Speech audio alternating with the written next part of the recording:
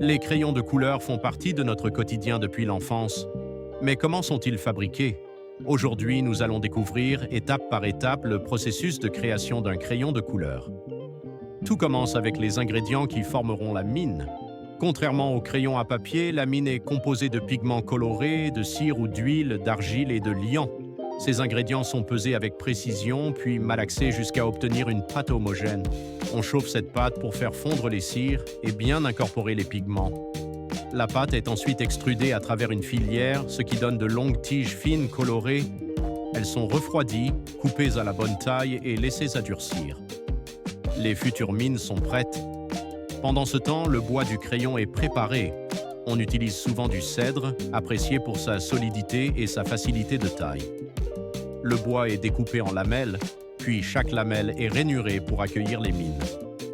Dans chaque rainure, une fine couche de colle est appliquée. Les mines y sont déposées, puis une seconde lamelle est posée par-dessus. L'ensemble est pressé pour former un bloc solide. Les planchettes collées passent ensuite dans une machine qui découpe et sculpte la forme finale du crayon, ronde, hexagonale ou triangulaire selon la marque. Chaque crayon est soigneusement poncé pour obtenir une surface lisse. Puis plusieurs couches de vernis sont appliquées afin de le protéger et d'en améliorer l'esthétique. Le crayon est ensuite marqué, nom de la couleur, numéro, logo de la marque. L'extrémité peut être peinte dans la couleur correspondante pour faciliter l'identification.